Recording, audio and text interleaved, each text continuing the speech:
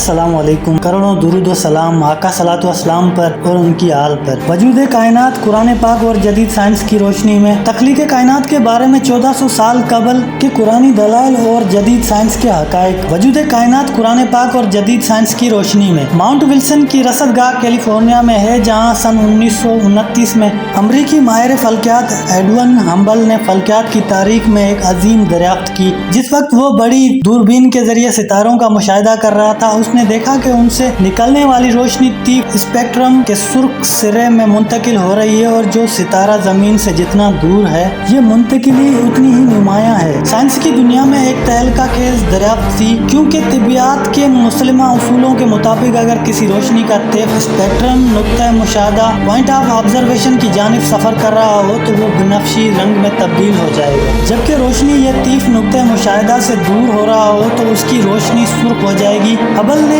اپنے مشاہدات میں دیکھا کہ روشنی سرخ ہو گئی۔ اس کا مطلب یہ ہوا کہ ستارے ہم سے مسلسل دور جا رہے ہیں۔ اس سے پہلے ہبل نے ایک اور اہم دریافت کی، اس نے دیکھا کہ ستارے اور کہکشائیں نہ صرف ہم سے بلکہ ایک دوسرے سے بھی دور ہوتے جا رہے ہیں۔ اس مشاہدے سے کہ جہاں ہر شے دوسری شے سے دور ہو رہی ہے، صرف یہی نتیجہ نکالا جا سکتا ہے کہ کائنات مستقل پھیل رہی ہے۔ اس بات کو مزید اچھی طرح سمجھنے کے لیے آپ پھولتے غبارے کی سطح کا تصور کیجئے، بالکل اسی طرح جیسے پھولتے ہوئے غبارے کی سطح کے نقطے پوائنٹس ایک دوسرے سے دور ہوتے چلے جاتے ہیں، بالکل اسی طرح پھیلتی ہوئی کائنات میں خلا میں موجود اجسام، ستارے، سیارے وغیرہ ایک دوسرے سے دور ہو رہے ہیں۔ نظری طور پر تو یہ بات اس سے پہلے ہی دریافت کی جا چکی تھی، چنانچہ معروف سائنسدان البرٹ آئنسٹائن نے یہ بات نظری طور پر ثابت کی تھی کہ کائنات ساکن اسٹیٹک نہیں ہو سکتی۔ تاہم اس نے اپنے نظریے کا پرچار نہیں کیا، کیونکہ اس وقت ساکن کائنات کا نمونہ اسٹیٹک یونیورس ماڈل وسیع پیمانے پر تسلیم کیا جاتا تھا۔ بعد میں اس بات کو ہبل کے مشاہدات نے ثابت کر دیا کہ کائنات پھیل رہی ہے، لیکن کائنات کی تخلیق کے سلسلے میں کائنات کے پھیلاؤ کی کیا حیثیت ہے؟ کائنات کے پھیلاؤ کو ہم اگر پہلے کے وقت میں دیکھیں تو یہ ثابت ہوگا کہ کائنات ایک واحد نقطے سنگل پوائنٹ سے وجود میں آئی ہے۔ تخمینہ جات یہ ظاہر کرتے ہیں کہ اس واحد نقطے جس میں تمام کائنات کا مادہ سمایا ہوا ہوگا کا حجم صفر اور کثافت لامتناہی انفینائٹ ہوگی۔ چنانچہ ایک دھماکے کے بعد اس کائنات کا آغاز صفر حجم زیرو والیوم سے ہوا ہوگا۔ یہ عظیم دھماکہ جس سے کائنات کا آغاز ہوا ایک نظریے کے طور پر بگ بینگ کے نام سے جانا جاتا ہے۔ صفر حجم ایک نظری وضاحت ہے جس کے ذریعے سائنس کسی شے کی عدم وجود کو ثابت کرتی ہے جو انسانی فہم سے ماورا ہے، لہذا ایک نقطے کو صفر حجم تسلیم کر کے ہی بات واضح کی جا سکتی ہے۔ حقیقت یہ ہے کہ صفر حجم والے ایک نقطے کا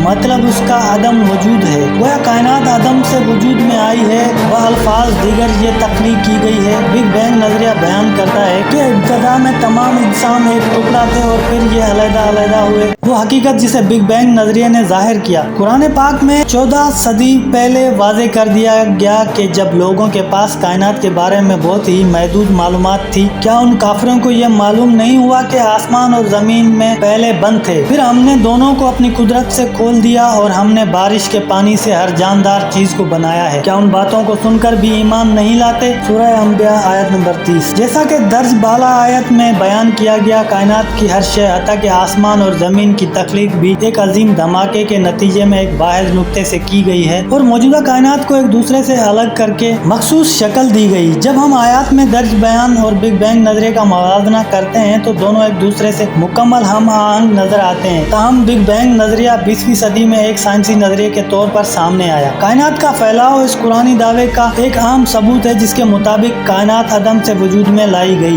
اگرچہ سائنس نے 20ویں صدی میں جا کر اس حقیقت پر سے پردہ اٹھایا، مگر اللہ نے قرآن پاک میں 1400 سال پہلے اس حقیقت کو بیان فرما دیا، اور ہم نے آسمانوں کو اپنی قدرت سے بنایا اور ہم وسیع القدرت ہیں۔ سورہ الذاریات آیت نمبر 4۔